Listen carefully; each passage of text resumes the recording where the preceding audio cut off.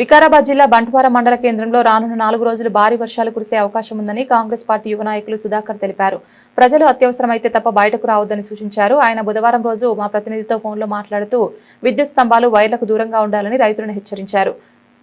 నురుల్లాపూర్ వాగు ఉధృతంగా ప్రవహిస్తున్నందున జాగ్రత్తగా ఉండాలన్నారు. శిథిలావస్థలోని ఇళ్లను ఖాళీ చేయాలని కోరారు. వినాయక మండపాలకు విద్యుత్ స్తంభాలు చాలా జాగ్రత్తగా ఉండాలని, ఏమన్నా విద్యుత్ సమస్యలు ఉంటే విద్యుత్ అధికారులకు వెంటనే తెలపాలి.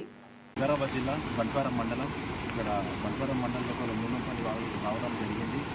ప్రజలు ఎట్టి పరిస్థితుల్లోనూ బయటికి రావద్దు. వచ్చినా కానీ ఎమర్జెన్సీ ఉంటే రావాలి, లేదంటే మన సంగారెడ్డి కానీ మర్పల్లి కానీ వెళ్ళాలనుకుంటే తుర్మాన్ రూట్ నుంచి వెళ్ళాలి. ఎవరు దయచేసి ఇక్కడ వాగు దగ్గర రావద్దు. వాగు భారీగా ప్రవహిస్తుంది. దీనివల్ల మన ఎస్ఐ విమలా మేడం గారు కూడా ముందుగా ప్రజలకు అందరికీ హెచ్చరిక జారీ చేశారు. అదేవిధంగా భారీ వర్షాలు ఉన్నాయి, ఇంకా 2 డేస్ ఉన్నాయి. ఎవరు ఇక్కడ రావద్దని మా యొక్క మనవి. అందరూ ప్రజలు ఇళ్లలో సేఫ్గా ఉండాలని మా యొక్క మనవి.